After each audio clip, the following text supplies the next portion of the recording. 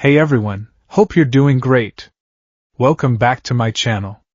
In today's video, we'll dive into what if Deku lost control of One for All. Smash that subscribe button, and be sure to peek at the description below.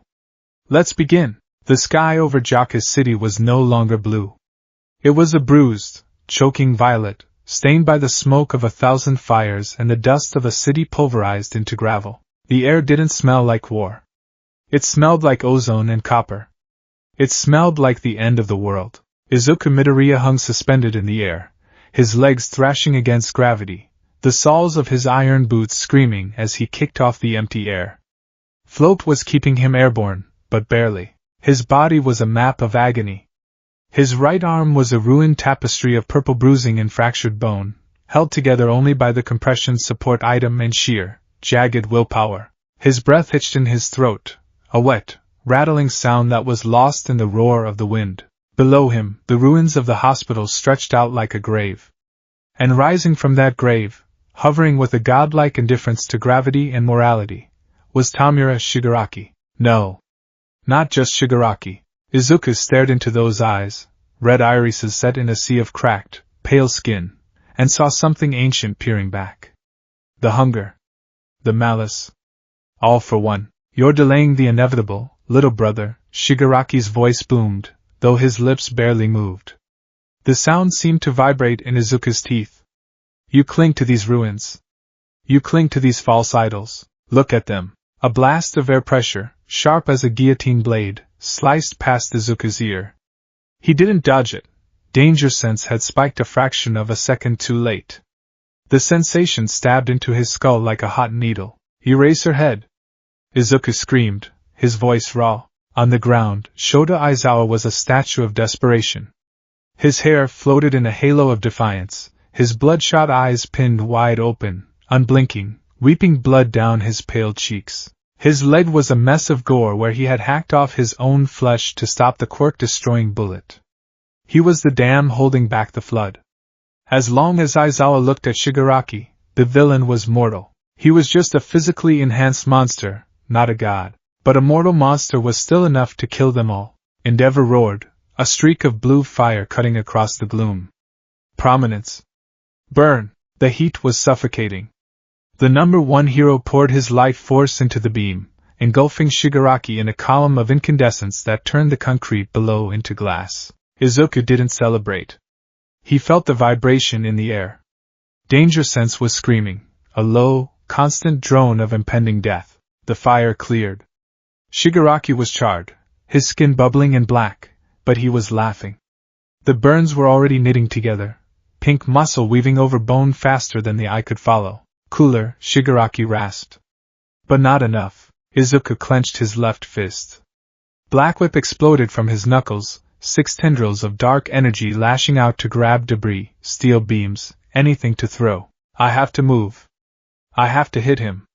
I have to stop him. The thoughts were a mantra, a frantic drumbeat keeping his heart moving. If he stopped thinking, the pain would overtake him. If he stopped moving, everyone died. Deku! The voice was rough, familiar. Bakugo. Katsuki Bakugo blasted through the smoke, propelling himself with rapid-fire explosions. He looked like a demon of war, ash smeared across his face, his gauntlets glowing with heat. He flanked Izuku, his eyes sharp and analytical even in the chaos. Stop flailing! Bakugo yelled over the roar of the wind. Coordination! If Eraser blinks, we're dead meat. We need to keep the pressure on until he hits his limit. He doesn't have a limit, Kakin! Izuku shouted back, swinging a massive slab of concrete with Black Whip and hurling it at Shigaraki. Shigaraki didn't even dodge. He swiped his hand, and the concrete disintegrated into dust. Everything has a limit. Bakugo snarled, unleashing a localized explosion to redirect himself mid-air. Even him. Watch his movements. He's focusing on the teacher. Protect Eraserhead at all costs. Izuku nodded, tears pricking his eyes. The weight of One for All felt heavier than it ever had. It wasn't just a power anymore. It was a burden, a star burning inside a paper lantern. Inside the void of the quirk, he could feel the vestiges stirring, unusually restless. The first user, Yoichi, felt distant, as if he were shouting from the bottom of a well. The fourth user, the source of danger sense, was vibrating with an intensity that made Izuku nauseous. Something is wrong, Izuku thought. The power, it feels restless. Angry, suddenly Shigaraki moved. It wasn't a leap. It was a vanishing act. One moment he was hovering, the next, the air pressure cracked where he had been. Teacher, Shigaraki whispered. He wasn't aiming for Endeavor. He wasn't aiming for Izuku. He was diving straight for Aizawa. No! Izuku screamed. One for all, full cowl, 100%. The pain was immediate. His bones groaned under the torque as he kicked the air, shattering the sound barrier to intercept. But Shigaraki was faster. His physical strength, engineered by the doctor, was on par with All Might's prime. But someone else was there. Gran Torino, the old jet hero, battered and small, zipped across the battlefield. He was a blur of yellow and white, slamming into Shigaraki's flank to knock him off course. Don't let him look away, Shota! Torino yelled. Shigaraki didn't look away. He didn't even flinch. He simply reached out a hand. Time seemed to slow down. Izuku watched, his hand outstretched, Black Whip straining to reach them. He saw Shigaraki's fingers brush Gran Torino's leg. He expected decay. He expected dust. Instead, Shigaraki grabbed the old man's leg and squeezed. There was a wet crunch that echoed across the silent battlefield.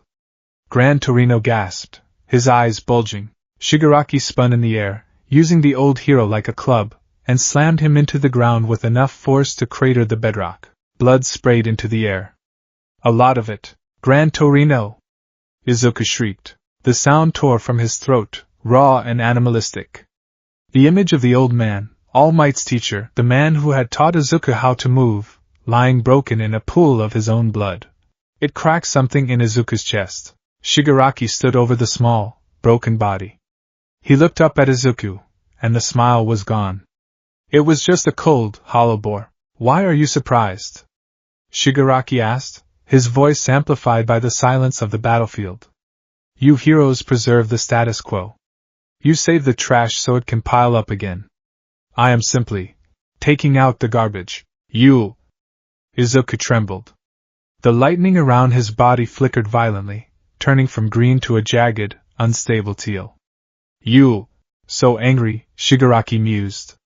He turned his head slowly, locking eyes with Aizawa. Aizawa was wavering.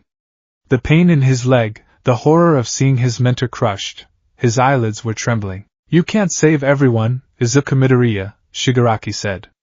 The voice shifted. Deeper. All for one. You couldn't save Tenko Shimura. You couldn't save your teacher. And you won't save him. Shigaraki's back sprouted tendrils. Rivets. Sharp, black, serrated spikes of condensed energy and metal. He didn't fire them at Aizawa. He fired them at Izuku. DKU. The warning came from the side. Izuku was frozen. The grief, the rage, the sheer overwhelming sensory input of danger sense paralyzed him for a microsecond.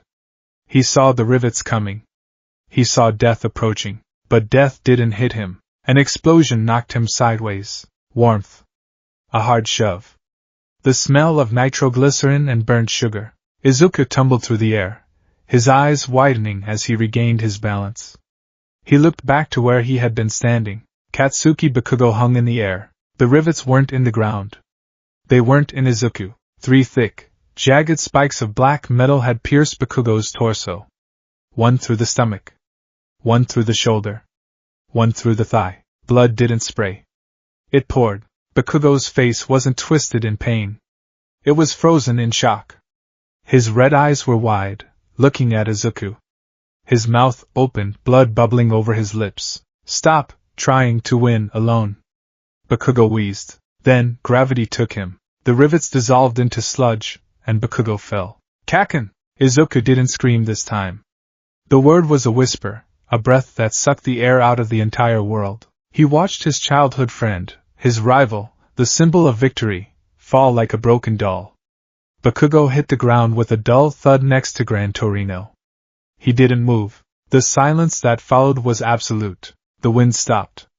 The fires seemed to pause. Even the dust hung suspended in the air. Inside Izuku Midoriya, the door to the vestige world didn't just open. It was torn off its hinges. Inside the void, the realm of One for All was usually a place of mist and shadows, illuminated by the glowing flames of the previous users. The chairs were arranged in a circle facing the wall of origin. Now, the room was shaking. Yoichi, the first user, stood up from his chair, his eyes wide with terror. No. No, it's too soon. He's losing it. Daigoro Banjo, the fifth user, yelled, his form flickering violently. The kid's emotions, they're flooding the core. The inputs are too high. Nana Shimura was weeping. She reached out toward the void where Izuku's consciousness usually manifested. Izuku! You have to breathe. Don't let the anger take you. But the void didn't answer. Instead, the sky of the inner world cracked. It started as a spiderweb fracture in the darkness above them. Then, red light began to bleed through. Not the gentle light of One for All, but the blood-red rage of a boy watching his world die. The singularity, the second user said quietly. He stood with his arms crossed, watching the destruction. We warned you. The power has grown too much. His body is a cup, and the ocean is being poured into it all at once. He's going to break, the third user added grimly. He's not just going to break, Yoichi whispered, looking at the swirling vortex of energy forming in the center of the room. He's going to overflow. The mist turned into a hurricane. The chairs were ripped from the floor. Danger! The fourth user screamed, clutching his head. Danger! Danger! Danger! The alarm was deafening. It wasn't just a warning anymore. It was a feedback loop. Izuku's despair was feeding the quirk, and the quirk was feeding his despair. The barrier between the quirks dissolved. Blackwhip merged with float. F.A. Jean twisted into smokescreen. Gearshift began to spin without a target. Stop him! Nana screamed. But there was no stopping it. The singularity point, the moment where the power of One for All exceeded the capacity of human biology, had been reached. Triggered by trauma, fueled by rage, the power unleashed itself. The vestiges were swept away by a tidal wave of black and violet energy. The real world. Shigaraki watched the boy fall toward the ground. He smirked. Useless, he scoffed. Just another tragedy. Another waste of time. The sound wasn't an explosion. It was the sound of the atmosphere collapsing. Shigaraki flinched. For the first time since he had awakened from his tank, a chill ran down his spine. Danger sense, the quirk he had stolen from the fourth user, flared in his own mind, but it was confused. It wasn't warning him of an attack. It was warning him of a natural disaster. What? Shigaraki muttered. On the ground, where Izuku Midoriya stood, the debris was rising. Not floating, rising.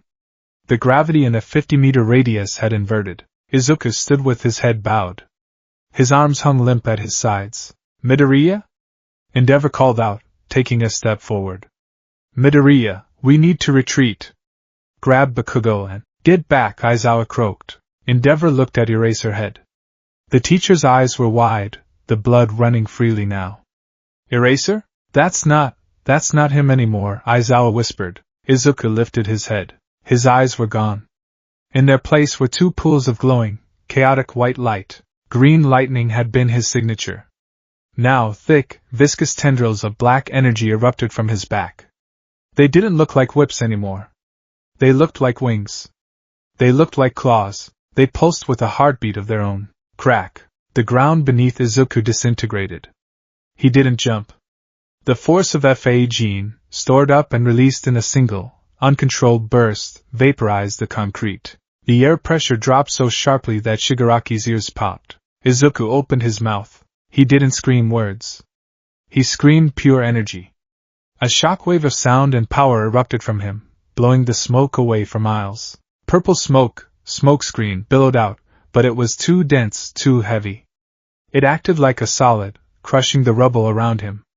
Within the smoke, lightning arced, yellow, green, red. Save. The voice was distorted, layered with 6 other voices. Save. Kill. Save. Kill. Izuku vanished. He reappeared directly in front of Shigaraki. Shigaraki's eyes widened. He hadn't seen him move. It was instantaneous. Gearshift. The boy had shifted his own cellular velocity to maximum without any ramping up. You! Shigaraki started. Izuku's fist connected with Shigaraki's chest. It wasn't a punch. A punch implies impact. This was annihilation. One for all 100% FA gene centrifugal force. The sound of Shigaraki's ribcage pulverizing was lost in the boom. The villain was launched backward at a speed that turned him into a blur. He crashed through one building, then another, then another. He plowed a trench through the city of Jaku that extended for 3 miles. But Izuku didn't stop. The black tendrils lashed out indiscriminately. One struck a falling piece of masonry. Another struck the ground. Another struck Endeavor. The number 1 hero gasped as a black whip wrapped around his waist, squeezing with the force of a hydraulic press. Midoriya! Stop! Endeavor shouted, burning his flames to sear the whip. Izuku turned. The white eyes stared at Endeavor. There was no recognition. Danger sense had mutated. It no longer distinguished between villain and ally. It only registered threat. And right now, Endeavor, a man made of fire shouting aggressively, was a threat. Silence, the distorted voice boomed. Izuku raised a hand. The air distorted. Air force. But multiplied. DKU don't, Uraraka. Ochako Uraraka was running across the battlefield, ignoring the orders to stay back.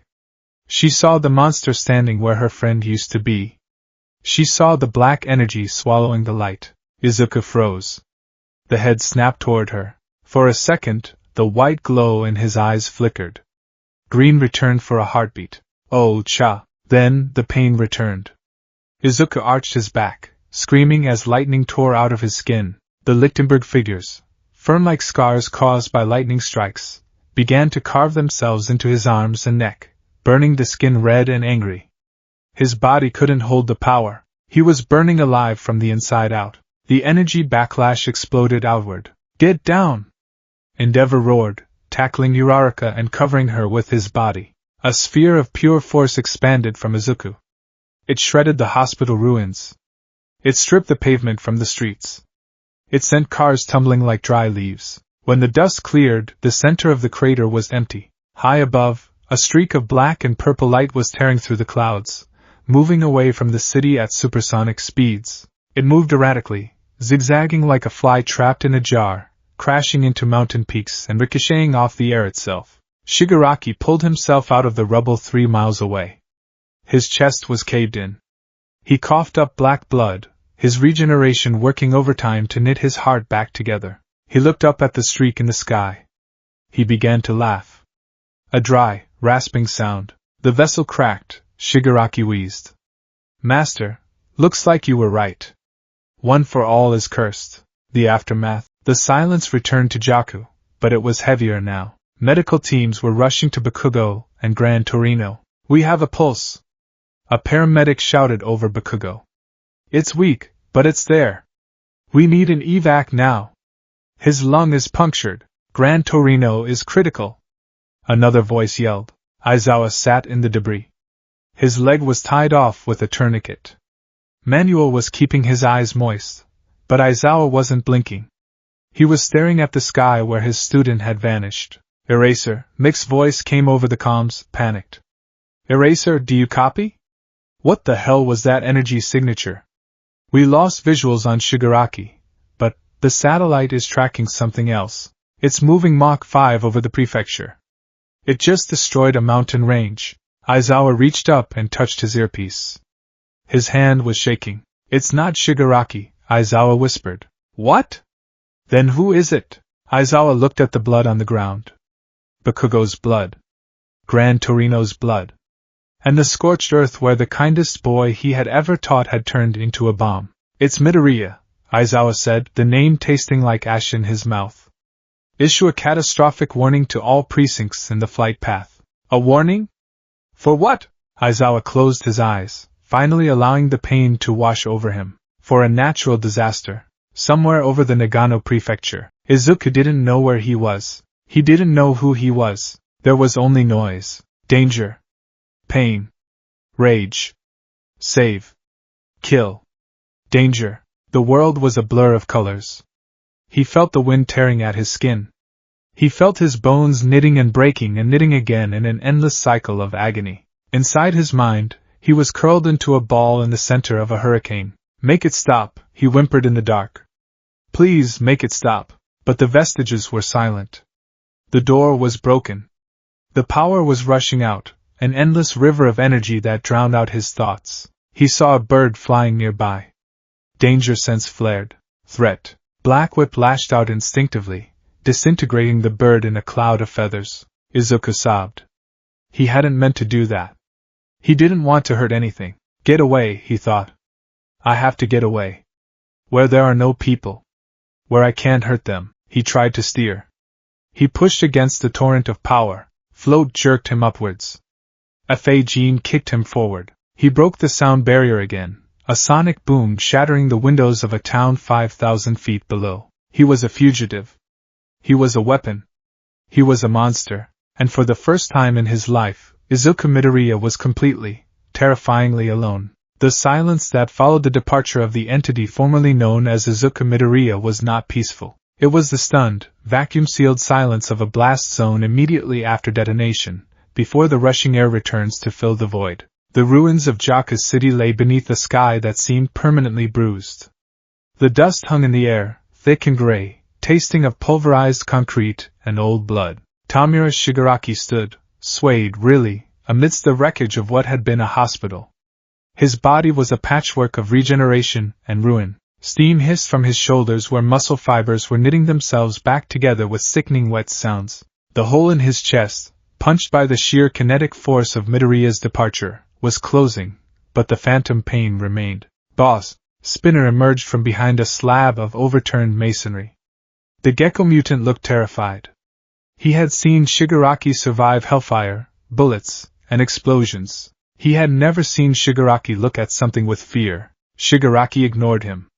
He was staring at the horizon, where a trail of displaced clouds marked the path of the green and black comet. Inside Shigaraki's mind, the landscape was equally chaotic. The vestige of All for One, usually so composed, so arrogant in his suit and tie, was silent. Master? Shigaraki rasped, his voice sounding like two stones grinding together. Why didn't we pursue? He's running. He's vulnerable. Vulnerable? The voice of All for One echoed in his skull, dripping with a rare, cold caution. No, Tamura. He is not vulnerable. He is critical. Shigaraki wiped blood from his chin. One for all, it's breaking him. It has breached the singularity. All for One corrected. I anticipated that the boy would struggle. I anticipated that his body would eventually fail. But I did not anticipate this. The quirks stored within One for All have not just awakened, they have riotously merged. The emotional catalyst, the boy's rage, his grief, has acted as a solvent. Shigaraki clenched his fist.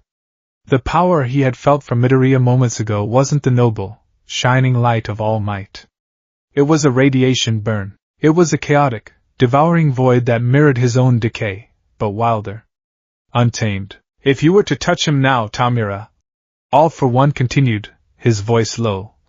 If you were to attempt to steal One for All in this state, the volatility would destroy us both. It would be like trying to drink from a fire hose that is spewing magma. The transfer requires will. It requires a vessel. Right now, that power has no master.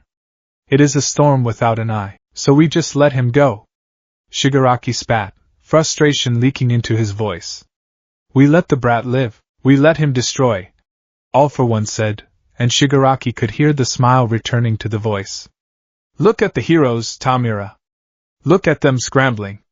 They don't know what he is anymore. They created a weapon to destroy us, but the safety catch has snapped off. Let him run. Let him tear down their society with his grief. When he is empty, when he is a hollowed-out husk burned away by his own power, then, we will take what remains. Shigaraki looked down.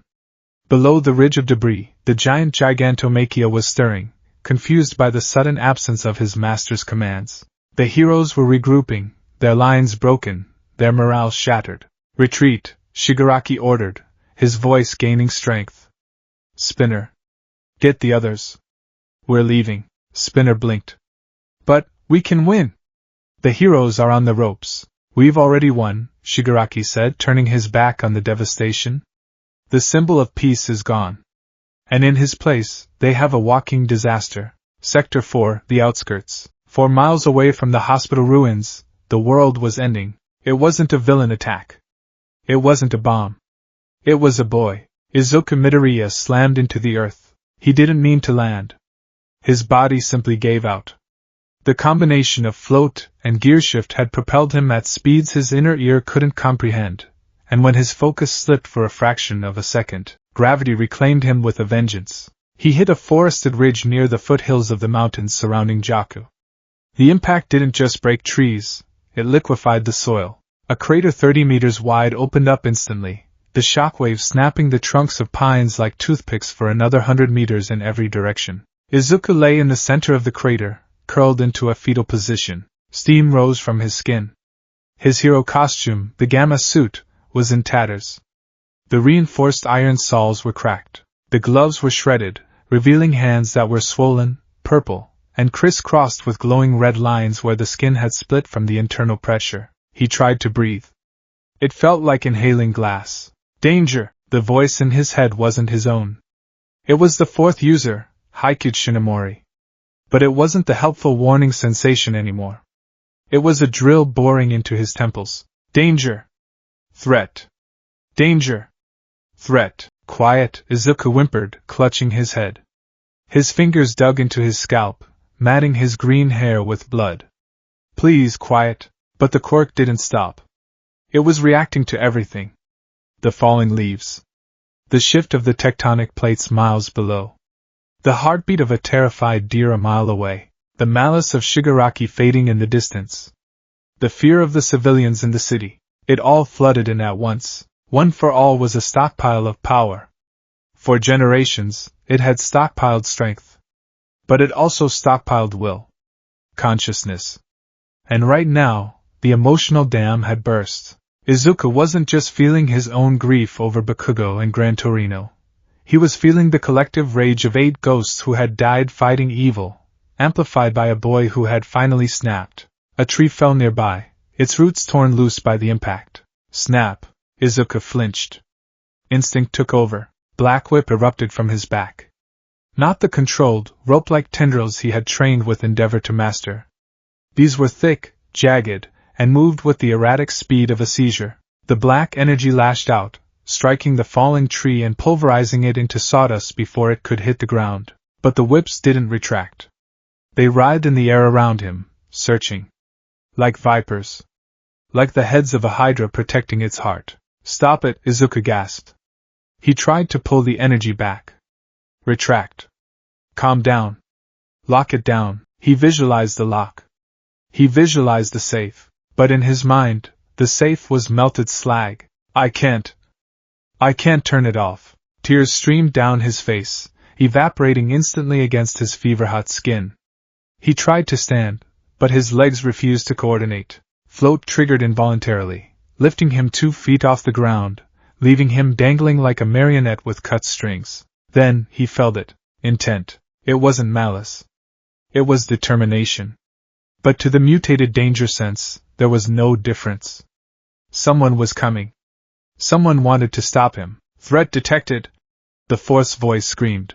Izuku's eyes, glowing with a terrifying, blank white light, snapped toward the south, approaching the crater. Keep the formation loose. Do not engage without my signal. Endeavor's voice was strained. The number 1 hero was flying low over the tree line, his flames sputtering. He was running on fumes. His body was overheated, his vision blurring at the edges, but he couldn't stop. Not now. Behind him, riding the air currents, was the dragoon hero, Ryukyu. In her dragon form, she was massive and imposing, but her scales were dull with dust, and she favored her left wing, which had taken shrapnel earlier in the battle. On her back rode the water hero, Manuel, who was desperately keeping Ryukyu hydrated and cooling Endeavor from a distance. Endeavor! Ryukyu roared, her voice booming. I see the impact site. Sector 4B. The forest is gone. Endeavor looked down. His stomach dropped. It looked like a meteor strike. The center of the forest was a smoking pit. and floating in the center of it was a small, green figure surrounded by a writhing storm of black tendrils. Midoriya, Endeavor breathed. Is that really him? Manuel asked, his voice trembling. He looks like a villain. He is a student, Endeavor barked, though he didn't believe his own confidence. He is in shock. He's injured. We are here to retrieve him and get him medical attention. Retrieval might be difficult, Ryukyu warned. Look at the energy output. It's ionizing the air. My radio is dead. Just static. We go in slow, Endeavor commanded. Ryukyu, land on the perimeter. I will approach him. I've trained him. He knows my voice. Ryukyu descended, her massive claws digging into the earth at the edge of the crater. The ground shook. She folded her wings, lowering Manuel to the ground. Endeavor landed 20 meters away from the boy. The heat radiating from Izuku was intense, hotter than Endeavor's own flames in a standard idle state. It was a dry, electrical heat. Midoriya! Endeavor shouted, holding his hands up, palms open. It's Endeavor! The battle is over. Shigaraki has retreated. You need to power down. Izuku didn't respond. He hung in the air, his back to them. The black tendrils hissed, weaving a protective cage around him. Midoriya, listen to me. Endeavor took a step forward. Bakugo is alive. Do you hear me? Bakugo is alive. The medics have him. He's in critical condition, but he's alive. He hoped that news would break the trance.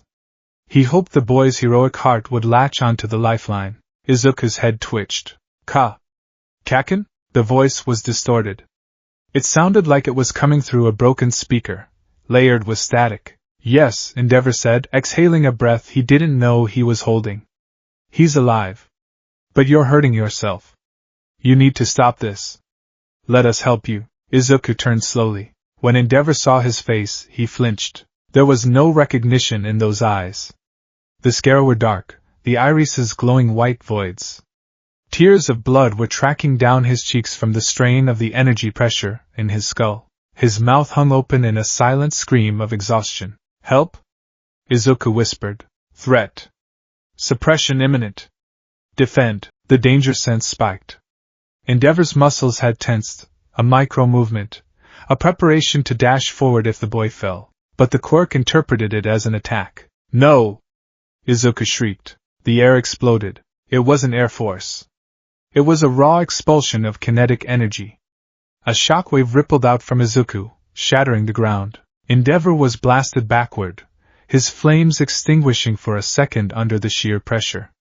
He tumbled, digging his boots into the dirt to stop his slide. He attacked? Manuel yelled, shielding his face. He's panicking. Ryukyu shouted. She lunged forward. Midoriya, calm down. It was the wrong move. To a normal person, a giant dragon rushing forward is terrifying. To a hyperstimulated, instinct-driven Izuku Midoriya, it was a predator. Black Whip lashed out. 6 tendrils, thick as tree trunks, shot toward Ryukyu. She tried to bat them away with her claws, but the energy wasn't solid, it was fluid. The whips wrapped around her wrist, her neck, her massive wing. GHH. Ryukyu gagged as the whips tightened. He's strong. Midoriya, release her. Endeavor roared. He ignited his fists, hell spider threads forming. He didn't want to cut the boy, but he had to sever those whips. Izuku didn't hear him. He was trapped in a hallucination. In his mind, he wasn't fighting Ryukyu. He was back in the hospital ruins. He was seeing the Nomu. He was seeing Shigaraki reaching for Gran Torino. Don't let them touch you. Don't let them hurt anyone. Get away! Izuku screamed. He yanked his arms back. The force was cataclysmic. One for all at 45% was enough to destroy buildings.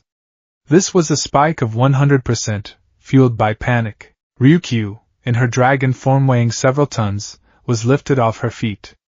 She was swung through the air like a ragdoll. Ryukyu! Manuel screamed. Izuku slammed her into the ridge of the crater. The sound of impact was sickening, the crunch of rock and the snap of bone. Ryukyu roared in pain, shifting back into her human form as she hit the ground, rolling limp. Her left arm was twisted at an impossible angle. Manuel sprayed a jet of water at Izuku, a desperate, harmless attack meant to distract. The water never touched him. A barrier of purple smoke, smokescreen, erupted from Izuku's skin. But it was too dense. It expanded instantly, filling the crater with a suffocating, heavy smog that blocked all vision. Inside the smoke, lightning flashed violently. Endeavor charged into the smoke. Manuel, get Ryukyu out of here! I'll contain him. You can't contain that! Manuel yelled, dragging the unconscious Ryukyu away. Endeavor held his breath, navigating by heat's signature. He saw the core of heat ahead of him. Midoriya! Endeavor lunged, intending to tackle the boy and pin him. If he could just get him to pass out. He grabbed Izuku's shoulder. The contact triggered FA gene. Izuku spun, effectively sleepwalking, his body reacting automatically to the touch. He didn't punch Endeavor. He simply shoved him. A burst of kinetic energy, stored up from the repeated thrashing of his limbs, released all at once. Endeavor's armor shattered. The number one hero was launched out of the smoke cloud as if he had been shot from a cannon. He flew 300 meters, crashing through the tree line, snapping pines until he hit a boulder and slumped, gasping for air, ribs cracked. Silence returned to the crater, save for the crackle of green electricity. Inside the mindscape, Izuku was drowning. The black water filled his lungs. Above him, the surface was raging with fire and lightning. Stop! He bubbled. I hurt them. Through the connection, he had felt it. He had felt Ryukyu's arm break. He had felt Endeavor's ribs crack. The tactile feedback of Black Whip was too good. It transmitted the sensation of the damage he caused. I'm doing it. I'm the villain. I'm the monster. A hand grabbed his wrist in the darkness. Izuku looked down. It was Nana Shimura. Her face was desperate, tear-streaked. She was fading, glitching in and out of existence as the quirk destabilized. Izuku! She shouted, though the sound was muffled by the water. You have to run! You can't stay here! If you stay, you'll kill them! I can't control it! Izuku cried back. I can't turn it off. Then aim it away! Nana pointed up, toward the surface. You are a danger to everyone near you right now. The quirk is defending you, but it doesn't know friend from foe. You have to isolate yourself. Go, but I want to go home. Izuku sobbed. The image of his dorm room, of his mother, of Uraraka's smile, it all felt a million miles away. You have no home right now. The second user appeared, his face grim. He grabbed Izuku's other arm. Listen to me, Ninth. You are a natural disaster. If you love them, leave them. Run! The harsh truth slapped Izuku harder than any attack. If you love them, leave them. He saw Ryukyu lying broken in the dirt. He saw Bakugo with holes in his chest. He was the danger. Shigaraki was right. He was cursed. Izuku squeezed his eyes shut. I have to go. The escape. In the real world, the smoke swirled. Manuel was dragging Ryukyu up the lip of the crater, terrified. He looked back into the purple fog. Endeavor is down, Manuel whispered into his radio, which was finally crackling back to life. This is Manuel. Requesting immediate backup. We have a code black. I repeat, code black. Subject Deku is hostile. He just took out Ryukyu and Endeavor. Say again? Aizawa's voice cut through, sharp and panicked. Did you say Deku is hostile? He's feral, Eraser. The smoke cleared in a sudden, violent vortex. Izuku stood in the center. The black tendrils were gone, retracted into his skin. He was vibrating. The ground beneath his feet was turning to glass from the sheer friction of the energy he was holding back. He looked at Manuel. For a second, the white glow faded. Green eyes, filled with infinite sadness and terror, looked back. I'm sorry, Izuku mouthed. He crouched. One for all, full call 100%. FA gene, release. Gearshift, overdrive. Float max. Don't! Manuel screamed. Izuku kicked the ground. The sound was not a boom. It was a crack that split the sky. The earth didn't just break, it vaporized. A shockwave of displaced air flattened the forest for a quarter-mile radius. Manuel was knocked off his feet, shielding Ryukyu's body with his own as trees and dirt rained down on them. When Manuel looked up, coughing and sputtering, the crater was empty. He looked up at the sky. A hole had been punched through the cloud layer, a perfect circle of blue in the gray overcast, widening as the shockwave dispersed. Izuku Midoriya was gone. 1 hour later, the strategy meeting. The sun was setting, casting long, blood-red shadows over the temporary command center established 3 miles from Jakku. The atmosphere was funerary. Endeavor sat on a crate, a medic wrapping his chest. He grimaced with every breath. Ryukyu was being loaded into an ambulance, heavily sedated. Aizawa stood by the tactical table, leaning heavily on a crutch. His leg was bandaged, his face pale as a sheet. Beside him stood Shoto Todoroki and Ochako Uraraka. They were covered in grime, their eyes wide and hollow. "Report," Aizawa said. His voice was steady, but there was a tremor in his hand. "Radar tracked him for 20 minutes, a police officer said, pointing to a map on the screen. He moved north, then erratic turns west. He's moving fast, sir. Faster than hawks. He crossed the prefecture line in 4 minutes. Where is he landing?" Todoroki asked, his voice quiet. "He isn't," the officer said. "He touches down for seconds, usually in unpopulated areas, mountains, dense forests, causes massive environmental damage, and then launches again. It's like he's afraid to stop. He's afraid of hurting people," Uraraka said. Her voice broke. She clenched her fists against her chest. "He saw what happened. He saw Ryukyu. He's running away to keep us safe. He's a fugitive," the Hero Commission executive said. She had just arrived, flanked by 2 guards. Her suit was pristine, a stark contrast to the bloodied heroes. "The Public Safety Commission has made a decision. Izuku Midoriya, hero named Deku, is hereby designated as a villain-class threat." "What?" Bakugo's voice rasped from a stretcher nearby. Despite the medics trying to hold him down, Bakugo was struggling to sit up. He had an oxygen mask over his face, IVs in his arms. He looked like death warmed over, but his eyes were burning. "You can't label him a villain," Bakugo wheezed, coughing into the mask. "He's saving your damn asses. He crippled the top 10 hero in 3 seconds, the executive said coldly. "He almost killed Endeavor. His power is unstable and growing. He is a walking nuclear weapon with a broken guidance system. We cannot allow him to roam free." "So what?"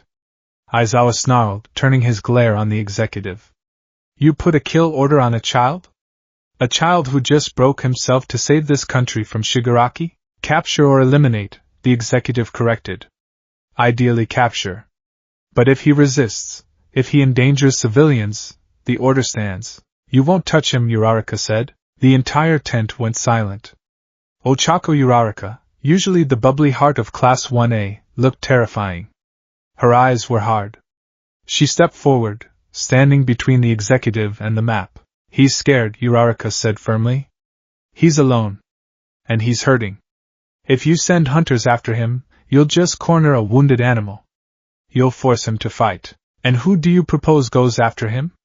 The executive scoffed. "All Might is retired. Endeavor is broken. Who can stop him?" "We can," Todoroki said, stepping up beside Uraraka. "We're the only ones who know him," Tsuyoaji added, limping into the tent with Ada supporting her. "We know how he thinks. He's our friend," Ida said, adjusting his glasses though they were cracked. "And it is our responsibility as class representatives to ensure his safety." Aizawa looked at his students. He saw the fire in their eyes. It was the same fire he had seen in Izuku so many times. "Sir," the police officer at the radar interrupted. "We have a signal lock." "He's stopped." "Where?" Aizawa asked. "The Beast Forest," the officer said. "Deep in the mountains. No civilians for miles. He's just sitting there. Thermal shows his body temperature is critical." The executive pulled out a phone. "I'm authorizing the deployment of the suppression squad. Lady Negant is currently in custody, but we have others. Specialists." "Wait!" Uraraka shouted. "The decision is made," the executive said, turning away. "Midoriya is a threat to national security. He is to be neutralized." As the executive walked out, the air in the tent grew heavy. Bakugo ripped the oxygen mask off his face. "Ida, Bakugo, you need to lie down, Ida urged. Shut up, Four Eyes, Bakugo growled, swinging his legs off the stretcher. He winced, clutching his bandaged chest. Get me, my gauntlets. You can't be serious, Todoroki said. You can barely stand. Deku is out there thinking he's a monster, Bakugo hissed, grabbing Todoroki's collar to hold himself up. He's thinking it's his fault. He's thinking he has to die alone to save us. Bakugo looked at the map, at the red dot blinking in the mountains. I'm not gonna let that nerd play the martyr, Bakugo swore. We're going to get him back. Even if we have to drag him by his damn hair. Aizawa looked at the commission executive leaving, then back at his students. He sighed, rubbing his tired eyes. The commission will take hours to mobilize a squad, Aizawa said quietly, almost to himself.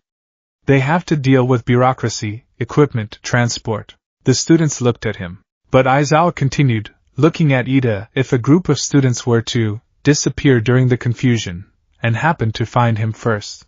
Ida straightened up. Sir? I didn't say anything, Aizawa said, turning back to the table. I'm going to go check on Mike. I'll be gone for 10 minutes. Don't make me expel you when I get back. Uraraka looked at Aizawa's back, tears welling in her eyes. Thank you, Sensei. Move out, Bakugo ordered, pushing himself away from Todoroki. We have a nerd to catch. The Beast's Forest. Deep in the woods, miles from civilization, the night was silent, except for the sobbing. Izuku Midoriya sat at the base of a giant tree. His arms were wrapped around his knees. He was shivering, despite the heat radiating from his body. The forest around him was twisted. The trees were bent away from him, as if shying away from a great heat. The grass was scorched in a perfect circle around him. He looked at his hands. They were trembling. He could still feel the sensation of Ryukyu's bones breaking under his grip. I'm sorry. I'm sorry. I'm sorry. A twig snapped nearby. Threat. Izuku's head snapped up. His eyes glowed white in the darkness. Black Whip uncoiled from his back, hissing like snakes. Stay back, Izuku whispered to the empty forest. Don't come closer. Please. I don't want to hurt you. But the forest didn't answer. Only the wind howled, carrying the scent of rain and impending violence. Izuku closed his eyes, and for the first time in a long time, he prayed for a quirkless dawn. But he knew, with a sinking dread, that the dawn would not bring peace. It would bring hunters. And the monster inside him was waiting. The rain that fell on Japan 3 days after the Jaka City incident was black. It wasn't a metaphor. The sheer volume of ash, dust, and smoke kicked into the stratosphere by the collapse of the hospital, the awakening of Gigantomachia, and the subsequent rampage of the unknown entity had stained the precipitation. It coated the streets of Tokyo in a slick, grim sludge. It ran down the windows of the few remaining evacuation shelters like oil. Inside the Hero Public Safety Commission's temporary command center, a bunker deep beneath the scarred surface of the capital, the air was recycled, sterile, and cold. Report on the target, Director Mera said, rubbing his temples. He hadn't slept in 72 hours. He looked like a man holding a porcelain vase in the middle of an earthquake. Silence, sir, the tactical analyst replied, typing furiously. Absolute radio silence. The entity. Subject Deku hasn't been visually confirmed in 18 hours. 18 hours? Mera looked up, his eyes bloodshot. A nuclear reactor on legs doesn't just vanish. He's adapting, the analyst said, pulling up a topographic map of the central mountain ranges. Initial movement was chaotic.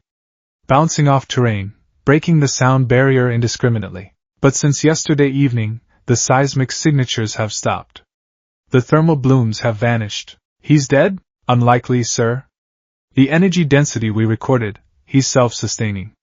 It's more likely he's learned to suppress the output.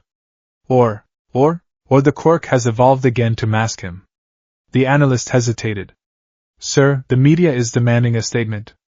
The footage from Jakku, people saw a hero turn into a monster. They saw Endeavor get swatted like a fly. The internet is calling him the Green Calamity. The rumors are saying he's a secret Noma project gone rogue. Mera stared at the screen. It showed a frozen frame from a traffic camera near Nagano. It was blurry, but the silhouette was undeniable. A boy, surrounded by a halo of black energy, eyes glowing white, tearing through a suspension bridge not out of malice, but because he seemingly couldn't stop moving. Let the rumors stand, Mara said coldly. The analyst blinked. Sir? That's a student. That's a UA provisional licensee. That is the threat level equivalent to Shigaraki, Mara corrected, his voice hardening. If the public knows that the symbol of peace's successor has lost his mind and become a walking natural disaster, the last shred of faith in Heroes society collapses. We are already hanging by a thread. Dobby's broadcast about Endeavor has the civilians rioting. If they learn that One for All, the power meant to save them, is now the danger? Mara stood up, smoothing his suit. Label him as a villain-class threat. Designate him Target Omega. The narrative is that the villains unleashed a biological weapon that mimics a hero's appearance. Authorization for lethal force is granted. But, sir, the students. Keep the students contained, Mara ordered. If Class 1A tries to interfere, arrest them. Central Hospital, the recovery ward. The hospital was quiet, but it was the silence of a morgue, not a place of healing. The corridors were lined with heroes who would never fight again. In room 402, Shoto Todoroki sat in a chair next to the window, watching the black rain fall. His left arm was in a sling, and a patch of gauze covered a burn on his cheek. He wasn't looking at the rain, really. He was looking at the reflection of the room behind him. Momo Yayorosa lay in the bed, sleeping fitfully. She was exhausted from creating sedatives and supplies on the front lines. Across the room, Tenya Ida sat stiffly, his leg elevated in a cast. His glasses were new, but his eyes were old. The door slid open. Ochako Uraraka walked in. She wasn't wearing her hero costume. She was in a hospital gown, a robe thrown over it. She looked smaller than Shoto had ever seen her. Her usually round, cheerful face was drawn, her eyes surrounded by dark circles. Any news? She asked. Her voice was a rasp. Shoto shook his head. Aizawa-sensei came by an hour ago. He said the commission has taken over the search. He wouldn't say anything else. That means they haven't found him, Ida said, his voice tight. If they had, we would know. Or they've found him and they're not telling us, Shoto said. He touched the scar over his eye instinctively. My father, he's in the ICU. He woke up briefly. He said Deku didn't recognize him. He said it was like looking at a wild animal. Uraraka flinched. She wrapped her arms around herself, sinking into the empty chair beside Shoto. I saw his eyes, she whispered. Before he flew away. They weren't evil. They were scared. He was screaming, Shoto. He was screaming for us to get away. The energy was eating him, Ida said, clenching his fists on his lap. You saw the lightning scars. His body is breaking down. Every second he's out there using that power, he's dying. The heavy atmosphere was shattered by a commotion in the hallway. Shouting. The sound of something crashing. Get off me! The three of them froze. They knew that voice. It was raw, guttural, and furious. Kaken, Uraraka breathed. She was out of the chair instantly, ignoring the soreness in her own body. Shoto and Ida followed, Ida hobbling on his crutches. They burst into the hallway. Down the corridor, a team of nurses was trying to restrain Katsuki Bakugo. He had ripped the IVs out of his arms, blood trickling down his skin. He was wearing nothing but hospital pants. His chest was heavily bandaged, a thick pad covering the spot where the rivets had pierced him. He looked like a revenant. His skin was pale, sweat-soaked, his hair matted. But he was fighting with the strength of a maniac. Where is he? Bakugo roared, shoving a male nurse into the wall. Don't lie to me. Where is the nerd? Bakugo, stop. You'll tear your stitches. A nurse screamed. I don't care about the damn stitches. Bakugo tried to ignite an explosion, but nothing happened. His sweat glands were dry, his body too dehydrated. He coughed, a wet, rattling sound that sprayed blood onto the floor. He collapsed to his knees, heaving. Bakugo! Uraraka ran forward, dropping to her knees beside him. She grabbed his shoulders. Katsuki, stop! You're going to kill yourself. Bakugo looked up at her. His red eyes were wide, dilated with panic and painkillers. Round face, he wheezed. He grabbed her wrist, his grip weak but desperate. Did they get him? No, Uraraka said, tears welling up. He's gone. He ran away. Bakugo let out a breath that sounded like a sob. He slumped against her. That idiot, that self-sacrificing idiot, young Bakugo. The voice came from the end of the hall. It was deep but hollow. A skeleton of a voice. They all looked up. All Might stood there. Tashinori Yagi. He looked worse than any of them. He was wearing a suit that hung off his emaciated frame like a shroud. His eyes, usually deep blue pools of shadow, were red-rimmed. He leaned heavily on a cane, his knuckles white. Leave us, All Might said to the nurses. But sir, the patient is, I said. Leave us, All Might repeated. There was a flicker of the number one hero in his tone, a command that could not be disobeyed. The nurses hesitated, then retreated, leaving the students alone with the former symbol. All Might walked slowly toward Bakugo. He didn't offer a hand. He just looked down at the boy who had taken a stab wound meant for his successor. He's alive because of you, All Might said softly. Shut up, Bakugo spat, pushing himself up the wall until he was standing, swaying dangerously. Don't give me that crap. He's not alive. I felt it. When I woke up, I could feel the void. It's quiet. He's locked us out. Locked you out? Shoto asked, stepping forward. What do you mean? Bakugo looked at Shoto, then at Ida and Uraraka. He looked at All Might. Tell them, Bakugo growled at All Might. Tell them what he is. Tell them why he turned into a bomb. All Might closed his eyes. He looked like he aged 10 years in 10 seconds. Not here, All Might whispered. Room 402.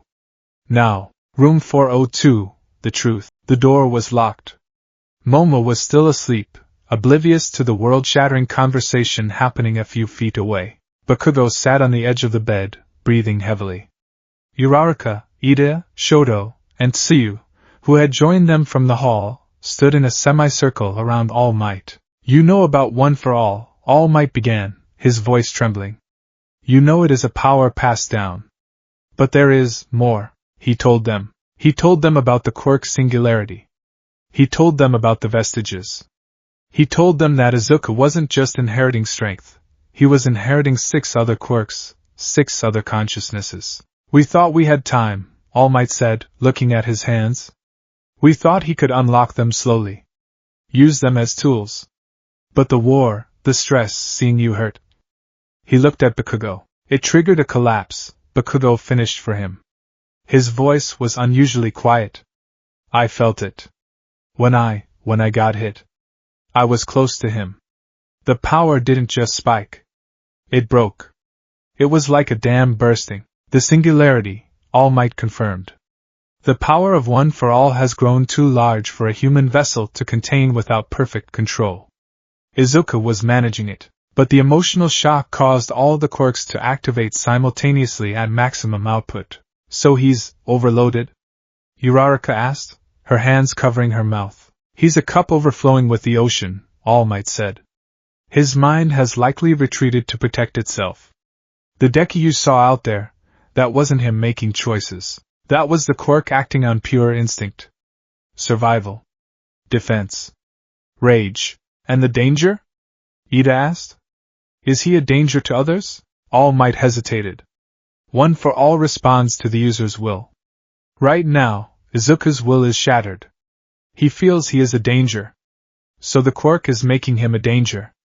It's a paradox. He runs to protect you, but the running destroys everything around him. The commission, Shoto said suddenly. That's why they want to kill him. All Might's head snapped up. What? I heard the doctors talking, Shoto said coldly. The HPSC has issued a capture or eliminate order. They're treating him like a Nomu. They think he's gone forever. Eliminate? Uraraka's voice rose an octave. They want to kill him? After everything he did? They are afraid, All Might said, gripping his cane until the wood creaked. They see a power they cannot control, and they want to extinguish it. I tried to call Mera. They blocked my number. The former symbol of peace looked defeated. I can't save him. I can't even reach him. I am powerless. Silence filled the room. The sound of rain against the glass seemed to get louder. Then, a laugh cut through the gloom. A dry, humorless chuckle. Bakugo was smirking. It was a terrifying expression on his pale face. Powerless, Bakugo mocked. Look at you. Moping. I can't save him. It's too dangerous. He stood up, ignoring the fresh blood staining his bandages. Since when do we wait for permission to save people? Bakugo snarled. Bakugo, Ida warned. We are in no condition to. Shut up, Four Eyes. Look at me. Bakugo pointed at his chest. I have 3 holes in me. Todoroki looks like a burned matchstick. Ponytail is out cold.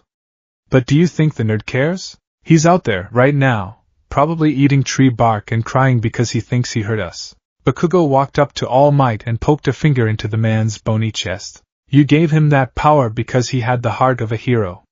The heart to save people even when he shouldn't. Well, guess what?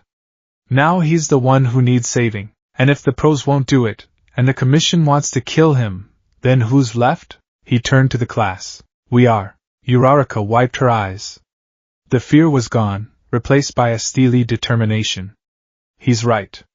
We can't leave him alone. It is illogical to fight the government, Shoto said slowly. He stood up. But it is also illogical to let our strongest asset be destroyed due to a misunderstanding. I'm going. If we go, Ida said, we will be branded vigilantes. We might be expelled. We might be arrested. I don't care, Uraraka said. Ida looked at them. He sighed, taking off his glasses and wiping them. Then I suppose I must come to ensure you don't do anything too reckless. As class representative, Tsuyu placed a finger on her chin. We can't take everyone. It's too conspicuous. And most of the class is too injured. Sato and Koda are still in surgery. Jiro's ear jacks are damaged. Small team, Bakugo said. Mobile. Heavy hitters. I'm coming, a new voice said. Kirishima stood in the doorway. He was leaning on a crutch, his entire body wrapped in bandages from his fight with Gigantomachia. You can barely walk, shitty hair, Bakugo snapped, though his voice lacked its usual bite. I'm coming, Kirishima repeated. He's my friend too. And if you think I'm letting you go play hero in the woods without backup, you're crazy. All Might looked at the students. He saw the same fire he had seen in the tunnel at Kamino Ward. The fire that refused to go out. You can't, All Might whispered. The commission has dispatched special ops. Assassins. If you get between them and Izuku, then we'll beat them too, Bakugo said. All Might stared at them. Then, slowly, he reached into his jacket pocket. He pulled out a small, battered device. A GPS tracker. This, All Might said, placing it on the bedside table, is linked to the transmitter in his suit. The signal is weak. It's encrypted. But I kept it from the commission. Bakugo looked at the device, then at All Might. He didn't say thank you. He just nodded. We leave tonight, Bakugo said. 0200 hours. Pack light. If you get caught, you don't know me. 0200 hours. The breakout. The hospital's security was tight, but Class 1A knew security. They knew blind spots.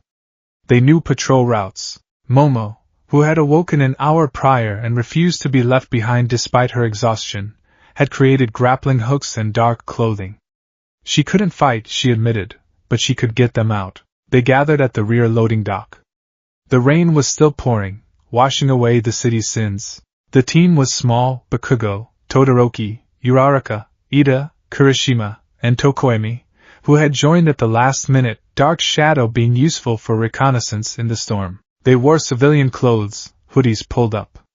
No hero costumes. No insignias. Just kids running into the dark. Everyone has their calms? Momo whispered. She was staying behind to run interference and monitor the police bands. Check, Ida said. Bakugo, Kirishima whispered. You sure you can move? Bakugo grunted. He had strapped his torso so tight he could barely breathe, but the pain was a grounding tether. I'm fine.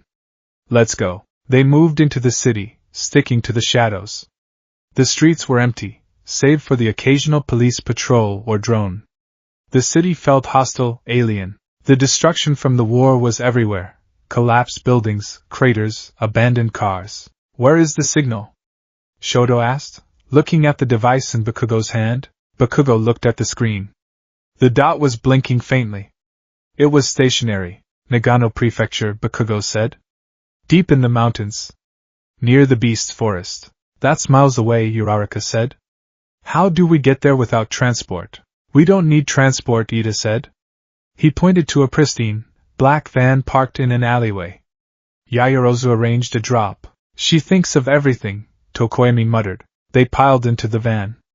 Ida took the wheel. Bakugo sat shotgun, his eyes glued to the tracker. As they drove out of the city, passing the checkpoints by using Ida's family clearance codes, the reality of what they were doing settled in. They were crossing a line. They were defying the government, their teachers, and the law. Turn on the radio, Uraraka said quietly from the back. Ida flicked the dial. Static hissed, then a voice cut through. A news anchor. Reports of seismic activity in the Northern Alps are continuing. The HPSC has issued a Level 5 evacuation order for all villages in the region. They claim it is an aftershock of the Gigantomachia event, but unconfirmed sources state that the unknown entity has been sighted in the area. Citizens are advised to stay indoors and lock their windows. This entity is considered extremely dangerous and hostile. Hostile, Uraraka repeated bitterly. He's not hostile, Shoto said, watching the city lights fade into the darkness of the countryside. He's hurt. We know that, Bakugo said, staring out the windshield at the rain-slicked highway. Now we just have to make sure we get to him before the cleanup crew does. He clenched the tracker in his hand until the plastic creaked. Wait for me, Deku. You don't get to quit. You don't get to end it like this. The mindscape, the labyrinth. While his friends drove through the rain, Izuku Midoriya was lost in a storm of a different kind. He was inside the vestige world. But it wasn't the throne room anymore. It was a labyrinth of mirrors. Everywhere he looked, he saw failure. He looked left and saw Tenko Shimura crumbling to dust. He looked right and saw All Might deflating, coughing blood. He looked down and saw Bakugo with holes in his chest, eyes glassy. Stop, Izuku whispered. He was curled on the floor, which was made of black sludge. You are the cause, a voice whispered. It wasn't All for One. It was his own voice. You are the breaker of things. You hold the power of gods, but you have the hands of a child. I just wanted to save them, Izuku pleaded to the reflection. And look at them, the reflection sneered. The reflection was wearing his costume, but the mask was torn, revealing a skull. Gran Torino is crushed. Aizawa is maimed. Kaken is dead. He's not dead! Izuku screamed. Endeavor said he's alive. Endeavor lied, the reflection said smoothly. Just like All Might lied when he said you could be a hero. You aren't a hero, Izuku. You are the singularity. You are the end. The sludge rose up, wrapping around his ankles. It felt like black whip, but cold. So cold. Let the power take you, the reflection urged. Stop fighting. If you sleep, you can't hurt anyone else. Let the quirks run the body. They know how to survive. You just get in the way. Izuku felt his eyelids growing heavy. The exhaustion was absolute. It would be so easy to just let go.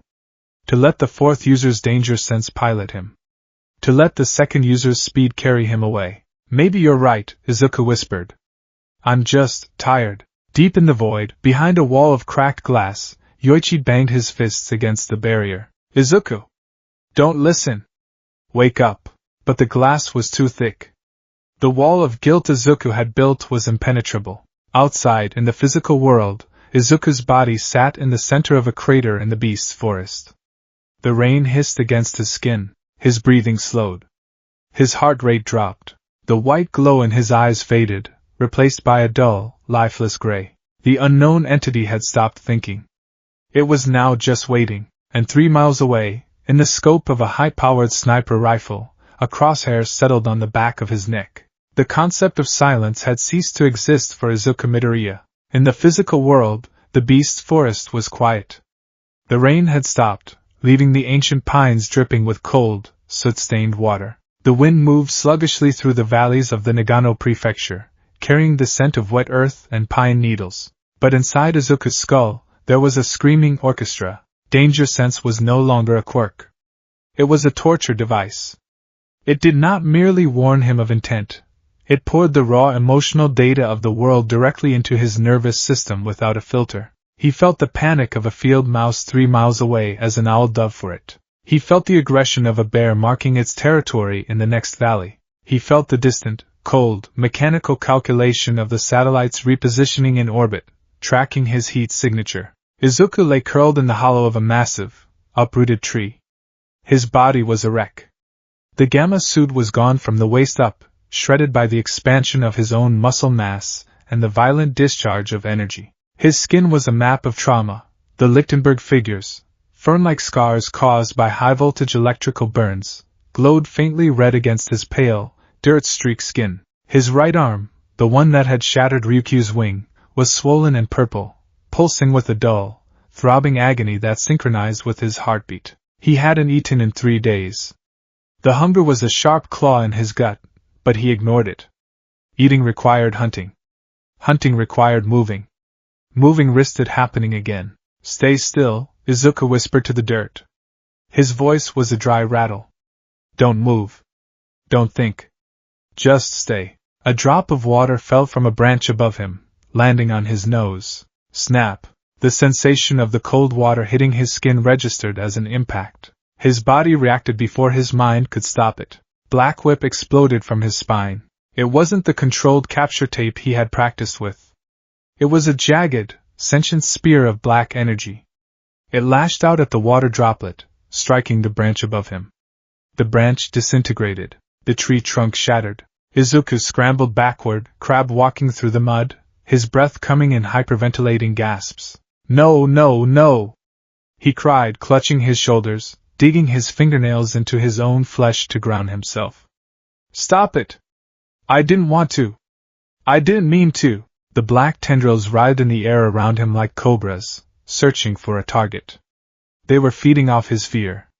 The more scared he was of the power, the more volatile the power became. I'm sorry, he sobbed, curling into a ball again, pressing his forehead against the wet moss. I'm sorry, everyone. I'm sorry. His eyes rolled back into his head. The physical world, with its cold mud and pain, faded. He fell into the labyrinth. The vestige world, the realm of one for all, had changed. It used to be a void, a vast, dark space illuminated by the gentle, auroral lights of the previous users. It had been a place of succession, of history. A throne room. Now it was a ruin. The floor was a swirling vortex of black water and gray mist. The chairs where the vestiges once sat were gone, sucked into the maelstrom. The sky was cracked, bleeding a chaotic red light that pulsed with the rhythm of Izuku's panicked heart. In the center of this storm stood the vestiges. They were struggling to maintain their forms. The instability of the singularity was tearing at their very essence. 9th. Yoichi Shigaraki, the first user, waded through the mist. His white hair whipped around his face. He reached out toward the center of the vortex. 9th, you have to listen to us. You are hallucinating. The threat isn't real. But his voice didn't reach. In the center of the vortex, surrounded by a wall of jagged, crystalline mirrors, sat Izuku's consciousness. He didn't look like the hero student. He looked like a small child. He was the 4-year-old boy who had just been told he was quirkless. He sat hugging his knees, rocking back and forth. But the mirrors around him didn't reflect a crying child. They played a loop of horror. Mirror 1, Gran Torino's body hitting the ground. The sound of the wet crunch amplified 1,000 times. Mirror 2, Aizawa hacking off his own leg. The blood spraying into the air. Mirror 3, Bakugo falling. The holes in his chest. The empty look in his eyes. Mirror 4, Ryukyu's arms snapping under the pressure of Black Whip. I did it, the child Izuku whispered.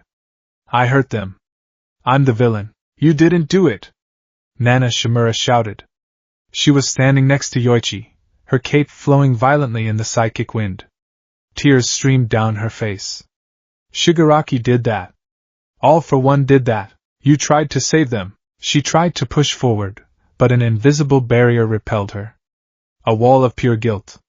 It was solid, cold, and impenetrable. He can't hear you, Nana, the second user Kudo said grimly. He stood with his arms crossed, his gauntlets glowing. He has locked himself inside a feedback loop. He believes his existence is the danger. Therefore, he has severed the connection to the controls of One for All. But the quirks are still active. The fifth user, Daigoro Banjo, yelled over the roar of the wind. If he's not controlling them, who is? The survival instinct, the third user said. The quirk itself is driving the body. It's reacting to stimulus without context. It's a headless chicken with a nuclear reactor strapped to its back. We have to break the mirrors, Yoichi said, his eyes hardening. We have to show him the truth. And risk shattering his mind completely? The fourth user, Haikid Shinomori, stepped forward. He looked pained. The cracks in his face were glowing. My quirk. Danger sense. It is the primary agitator. It is flooding him with fear. If we force our way in, we might overload him. He could die. Or worse, he could become brain dead, leaving the body a permanent vessel for the power. So what do we do? Banjo demanded. Watch him eat dirt and die of exposure. Or watch him kill the first person who tries to help him. We wait, the second user said. Wait for what? For him to reach the breaking point, Kudo said, looking at the child in the mirrors. Or for someone on the outside to reach him. We are ghosts, Banjo. We are memories. We cannot save him from his own mind. Only the living can do that. Nana looked at the mirrors. She saw the image of Bakugo falling. He thinks he's alone, she whispered. Just like I was. She pressed her hand against the invisible barrier. Hold on, Izuku, she prayed. Please. Just hold on. The real world. Izuku woke up screaming. He scrambled to his feet, slipping in the mud. He spun around, eyes wide and glowing white. Who's there? He shrieked. A bush rustled 10 meters away. Threat. To his broken mind, the bush wasn't a plant. It was a Nomu. It was the high end. It was coming to kill him, one for all 45%. He moved faster than thought. He was a blur of green lightning. He closed the distance instantly, and delivered a smash that could pulverize concrete. Boom! The earth exploded. Dirt and wood chips sprayed into the air. Izuku stood panting over the crater he had just made. He waited for the Nomu to regenerate. He waited for the counterattack. But as the dust settled, there was no Nomu. There was only a mutilated rabbit. It lay in the center of the impact zone, barely recognizable. Izuku stared at it. The adrenaline drained out of him, replaced by a cold, sickening horror. No, he fell to his knees. His hands hovered over the small, broken animal. I killed it, he gagged. Bile rose in his throat, and he retched, dry heaving until his ribs ached. He had killed an innocent life. It was just a rabbit. But to Izuku, in this fragile state, it was confirmation of his worst fear. Everything I touch dies. He looked at his hands. They were covered in mud and blood, some his own, some the rabbit's. They were trembling violently. I have to stop, he whispered. I have to stop moving. I have to stop breathing. He needed to bind himself. Black Whip, he commanded, his voice shaking. Tie me up. The quirk didn't respond. Black Whip was a quirk that responded to emotion, specifically anger or determination. It didn't respond to self-loathing. Do it! Izuku screamed, striking his own chest. Tie me up! Stop me! The tendrils flared sluggishly, confused by the conflicting intent. They wrapped loosely around his torso, then dissipated. Useless! Izuku cried. He grabbed a heavy vine hanging from a nearby tree. He wrapped it around his wrists, tying knots with frantic, clumsy movements. He tied his ankles. He dragged himself to the base of the tree and wedged himself between the roots, making himself small. If I don't move, he muttered, rocking back and forth, I can't hurt anyone. If I don't move, the bad things go away. His stomach cramped. A sharp, twisting pain. He was starving. His body, metabolizing calories at a superhuman rate to sustain the quirk output, was eating itself. He looked at the moss on the tree root. He didn't want to. He was human. He was a student of UA, but the animal inside him didn't care about dignity. With a sob, Izuku scraped a handful of moss and dirt into his mouth. He chewed, the grit grinding between his teeth, and swallowed. It tasted like ash. The mindscape. He's eating dirt. Banjo turned away, unable to watch the screen of reality that floated above the vortex. Damn it. The kid is eating dirt. His glucose levels are critical, the third user noted clinically, though his voice was tight. At this rate, organ failure will begin within 24 hours. His heart is beating too fast. The metabolic strain of one for all requires thousands of calories a day. He has had zero. Why doesn't he go to a town? Yoichi asked. He could steal food. It's not heroic, but it's survival. He perceives civilization as a target, Kudo explained. He knows that if he enters a populated area, the danger sense will trigger constantly. He will lash out. He will kill someone. He is starving himself to protect them. Nana Shimura sat on the non-existent floor, her head in her hands. I told him, she whispered. I told him that one for all is a heavy burden. But I never imagined this. She looked up at All Might's vestige. The vestige of Tashinori Yagi was unique. Because All Might was still alive, his spirit form was incomplete. It was a silent, skeletal figure made of golden mist. It rarely moved. It never spoke. But now, the All Might vestige was weeping. Silent tears of gold dripped from its hollow eyes, dissolving into the black water of the floor. Even Toshi is breaking, Nana said softly. Suddenly, the labyrinth shifted. The mirrors encircling Child Izuku grew taller. The images changed. They weren't showing the past anymore. They were showing a hallucination of the future. Mirror 1, Uraraka, crushed under a building Izuku destroyed. Mirror 2, his mother Inko, looking at him with fear, calling him a monster. Mirror 3, All Might turning his back on him. No! Child Izuku screamed, covering his ears. Stop it! Go away! The subconscious is attacking him, the fourth user said, alarm rising in his voice. His mental defenses are collapsing. The hallucinations are bleeding into the core. We have to interfere, Yoichi decided. He stood up. I don't care about the risk. If we don't act, his mind will shatter, and the singularity will consume the empty shell. How? Kudo asked.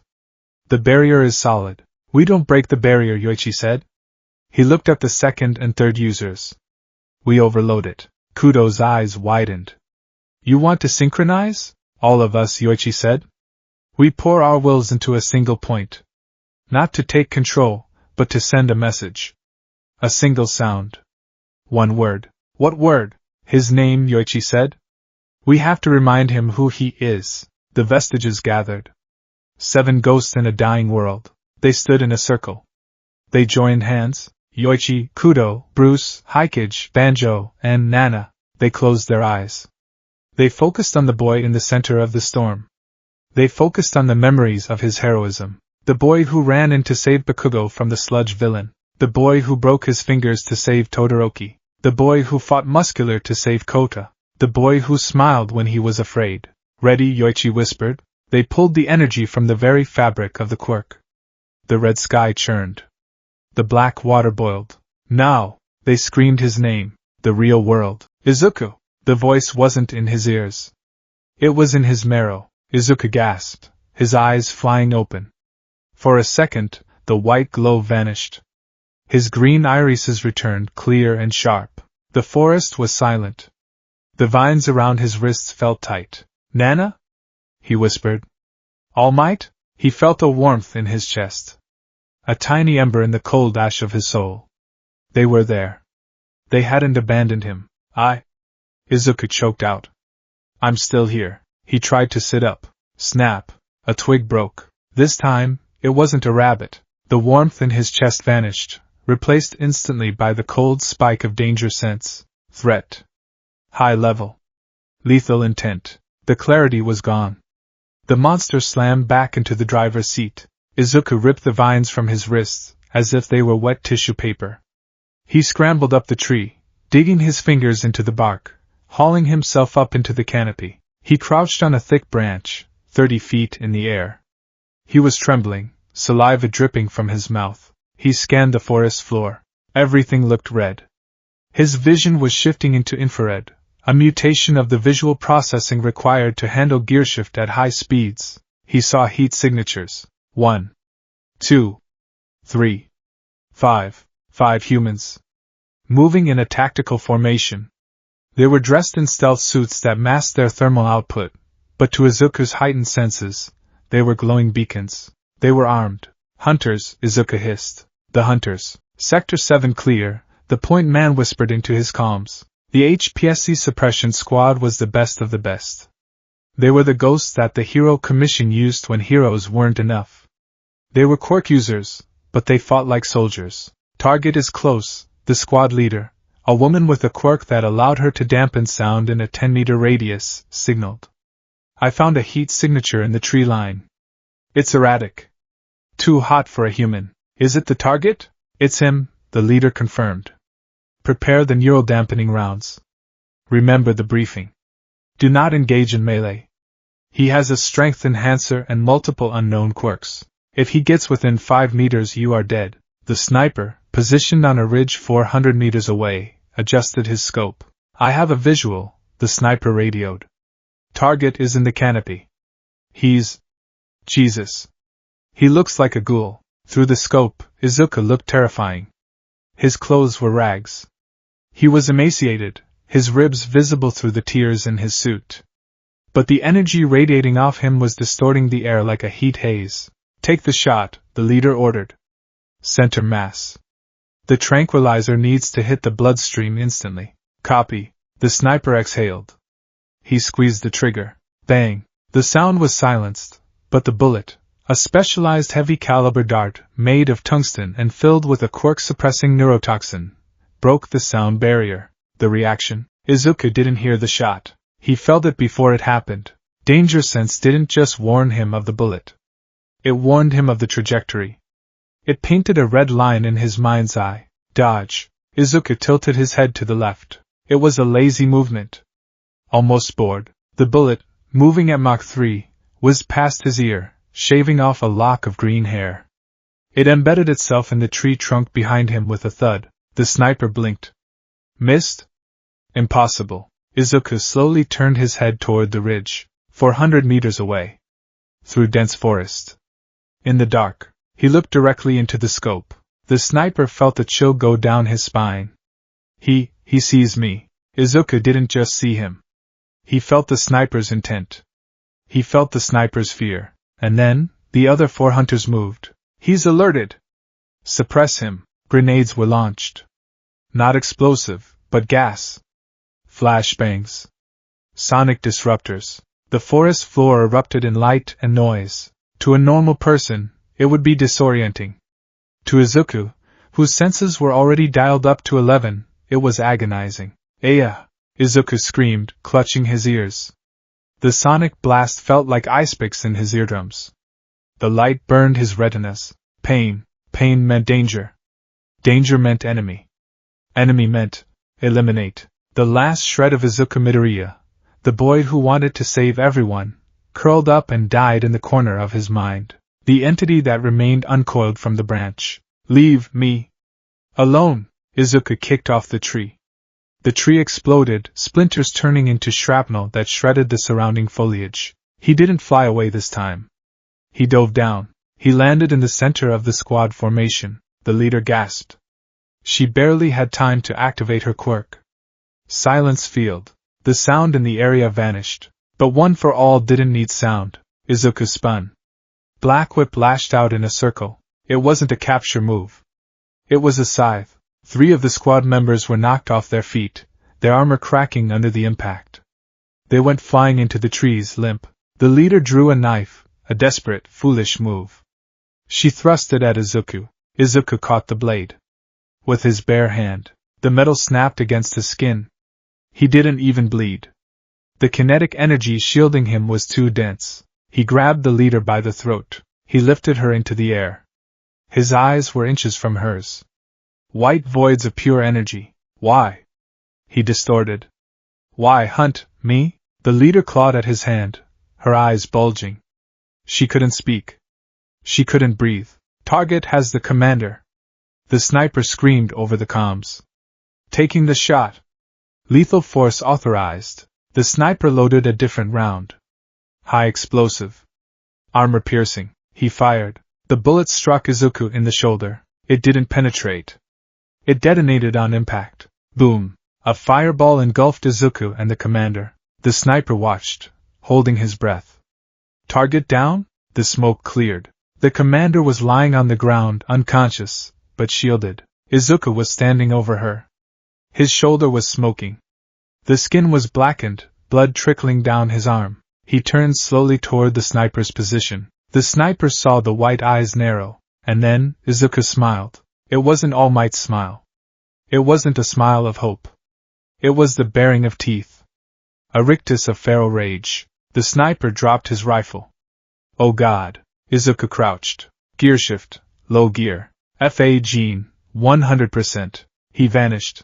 A second later, the ridge 400 meters away exploded. The mindscape. The vestiges watched in horror. The mirrors in the labyrinth had shattered. But they hadn't revealed the truth. They had revealed the darkness behind them. The red sky was raining blood. He attacked, Nana whispered. He actively attacked. He was provoked, Kudo argued, though he looked shaken. They shot him. It doesn't matter, Yoichi said, his voice hollow. He has crossed the line. He is no longer running. He is fighting back. Yoichi turned to the others. The singularity isn't just power anymore, he said. It is becoming a personality. A survival engine. And it has decided that the world is hostile. If he kills that sniper. Banjo said, trailing off. He won't, a new voice said. The vestiges turned. It was the second user. But he was looking at something in the distance of the mindscape. A tiny, flickering light pushing through the storm. Someone else is here, Kudo said. What? I feel it, Kudo said. He touched his chest. A resonance. Someone who shares a bond with him. Someone strong enough to ping the radar even through this chaos. The storm clouds parted slightly. Far away, in the physical world, but echoing into the metaphysical one, a sound cut through the noise of battle. An explosion.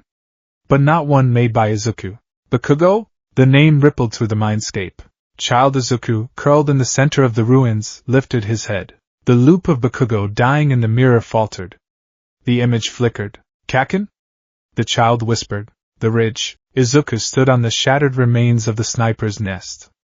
The sniper was unconscious, thrown 20 feet away by the shockwave of Izuku's landing. He was alive, but barely. Izuku stood over him, his hand raised. Air force charged to 100%. One blast would finish it.